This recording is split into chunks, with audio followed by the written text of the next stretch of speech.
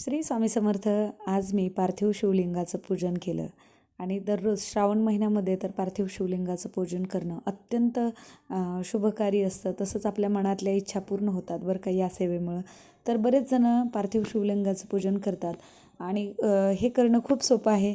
ते कसं करावं, काय करावं याचा मी डिटेल व्हिडिओ बनवलेला आहे.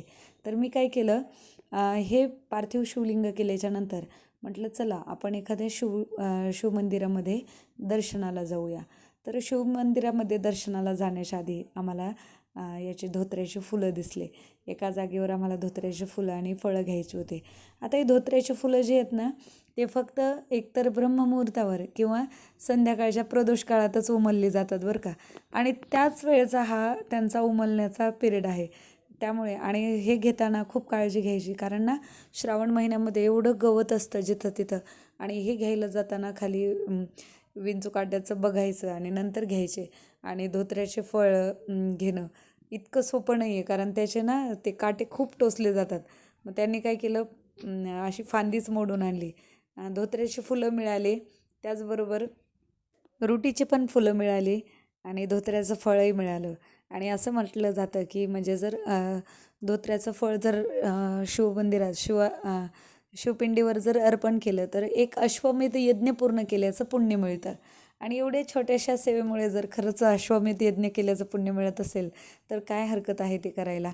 म्हणून आम्ही थोडं थांबलो आणि ही धोत्र्याचे फळं घेतले. आता हे घेतल्याच्या नंतर आता जवळ मंदिर आलं.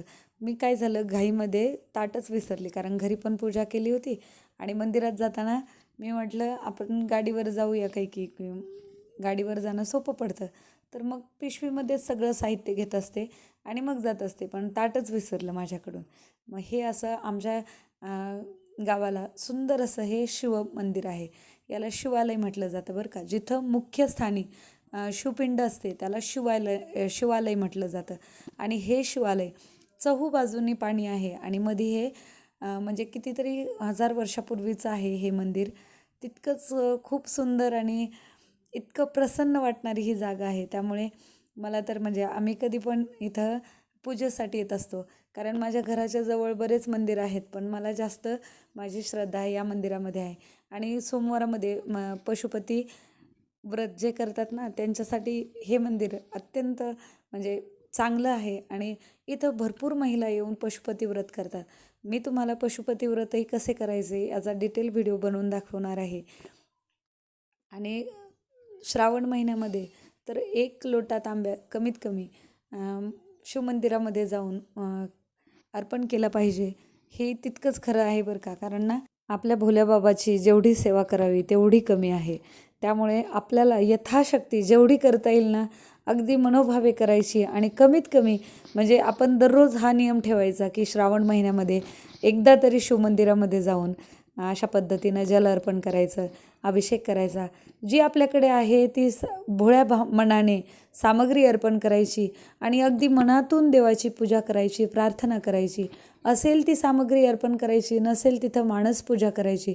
म्हणजे आता समजा माझ्याकडे कमळाची फुलं नाही आहेत, तर मी डोळे बंद करून माझ्या 2 हातामध्ये ओंजळीमध्ये जेवढे कमळाचे फुलं बसतील असं मी कल्पना करून मी शिवालयामध्ये जाऊन तिथं शिवपिंडीवरती अर्पण करत आहे.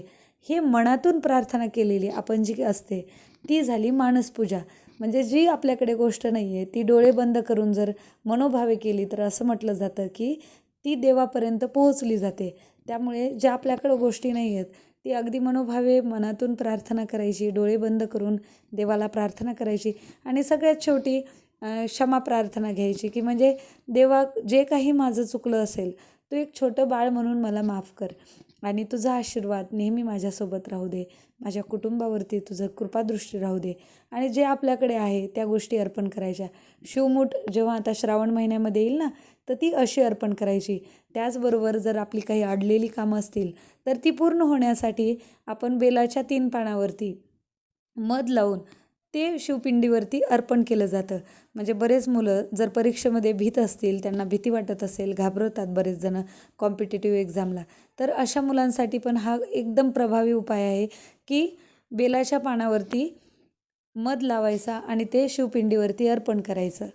त्यामुळे काय होतं, मनातली भीती जाते, व्हिडिओ कसा वाटला मला नक्की कळवा.